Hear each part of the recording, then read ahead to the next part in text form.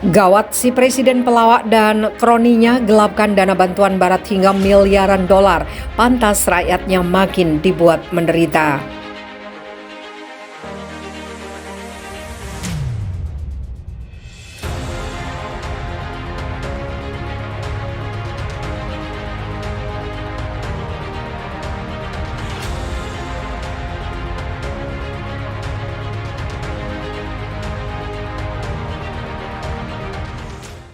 Jurnalis investigasi Seymour Hersh menuding Presiden Ukraina Volodymyr Zelensky dan pejabat seniornya telah menggelapkan ratusan juta dolar pembayar pajak Amerika.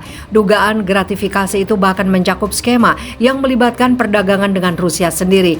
Zelensky dan kroninya menggelapkan setidaknya 400 juta US dollar atau sekitar 5,9 triliun rupiah dari dana Amerika Serikat yang dimaksudkan untuk pengadaan diesel tahun lalu. Klaim Hersh dalam artikel baru di Substack mengutip perkiraan CIA seperti dikutip dari RT. Sementara itu, Kiev diduga membeli bahan bakar diesel yang penting untuk upaya perang dari Rusia sendiri dan dalam prosesnya menggelapkan sejumlah besar dana Amerika Serikat yang dialokasikan untuk pembayaran diesel. Laporan sebelumnya muncul tentang bagaimana produk minyak yang berasal dari Rusia telah sampai ke Ukraina melalui Bulgaria dan Latvia. Skema yang melibatkan negara Baltik yang dilaporkan secara rinci oleh program televisi Latvia Neka Perzoniga mungkin telah melanggar sanksi anti-Rusia yang dijatuhkan Uni Eropa. Seorang ahli yang dikutip oleh Hersh membandingkan tingkat korupsi dalam pengadaan Ukraina dengan apa yang terlihat di Afghanistan ketika pemerintah yang didukung Amerika Serikat berkuasa di Kabul. Menurut sumber Hersh, kementerian di Kiev bersaing untuk mendirikan firma depan untuk mengekspor senjata dan amunisi dengan para pejabat terkait mengambil untung dari suap. Sementara itu, pemerintah Amerika Serikat telah menyatakan bahwa tidak ada bukti senjata yang dipasok Barat di Ukraina dialihkan ke tempat lain. Hersh mengutip sumber intelijen yang merujuk pada pertemuan bulan Januari antara Zelensky dan Direktur CIA William Burns. Pejabat Amerika Serikat itu diduga memberikan daftar 35 jenderal dan menteri yang diketahui CIA korup. Pejabat senior Ukraina juga mengeluh bahwa Zelensky mengambil bagian yang lebih besar dari uang skim daripada yang diberikan kepada para jenderal. Sumber itu menjelaskan, membandingkan pertemuan tersebut dengan sebuah adegan dari film masa tahun 1950-an. Hersh berpendapat bahwa tanggapan pemimpin Ukraina adalah memecat staf dari kabinet menteri, pemerintah daerah, dan bagian lain dari pemerintah Ukraina. Kiev mengklaim langkah itu merupakan bagian dari strategi anti korupsi. Menteri Pertahanan Alexei Reznikov yang terperosok dalam skandal pembelian makanan yang terlalu mahal untuk pasukan diperkirakan akan dipecat pada saat itu, tetapi dia selamat dari pembersihan tersebut.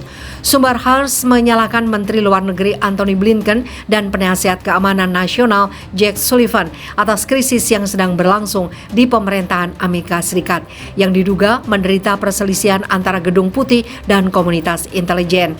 Dua pejabat tinggi kebijakan luar negeri telah menunjukkan ideologi keras dan kurangnya keterampilan politik atas konflik Ukraina, menurut sumber tersebut.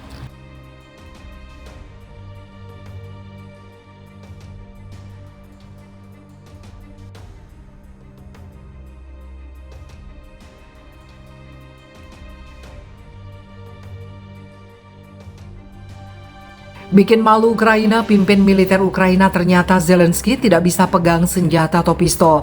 Sudah bukan rahasia umum jika Presiden Ukraina adalah seorang mantan aktor komedi yang tidak punya basic militer ataupun pertahanan. Sayangnya, hal itu menjadi sulit bagi si pelawak karena saat ini negaranya tengah menghadapi Rusia. Jangankan melindungi negaranya dan warganya, mungkin Zelensky tidak mampu melindungi dirinya sendiri karena dengan memegang senjata saja dia tidak mempunyai kemampuan itu. Bahkan hal ini bisa membunuhnya sendiri karena dikabarkan sang presiden banyak dijadikan target. Sementara itu, hal ini diungkap produser dari serial televisi yang membuat Presiden Volodymyr Zelensky terkenal. Servant of the People mengungkapkan bahwa orang nomor satu di Ukraina itu tidak mempunyai kemampuan untuk mempertahankan diri. Semua teman dekat Volodymyr sangat mengkhawatirkannya karena dia bersembunyi di bunker tanpa tahu cara bertarung atau menggunakan senjata. Ungkap Nikola Söderlund, dia tidak akan tahu apa yang harus dilakukan jika dia berhadapan langsung dengan seorang pembunuh. Dia bukan pria seperti itu. Kami bertanya-tanya bagaimana dia tidur di malam hari. Saya berbicara melalui teman-temannya kepada Zelensky hampir setiap hari. Imbuhnya seperti dikutip dari Express. Setelah bekerja sama secara erat dalam acara komedinya, Söderlund mengungkapkan secara detail realitas sejati Presiden Ukraina yang terkepung ketika lebih dari 400 anggota organisasi paramiliter Rusia memburunya. Jika seorang pembunuh chatnya atau Wagner datang untuknya, saya tidak tahu apa yang akan dia lakukan. Dia tidak tahu cara menggunakan pistol. Di sisi lain, sang lawan adalah Vladimir Putin, sosok yang sangat berpengaruh di negara Rusia semenjak 1999 sampai sekarang. Sejarah mencatat dia pernah menjabat 2 kali sebagai presiden Rusia, 2 kali pula menjadi Perdana Menteri. Putin pernah bekerja untuk Komite Keamanan Negara atau Komitet Gosudarstvennoy Bezopasnosti atau KGB mulai tahun 1975.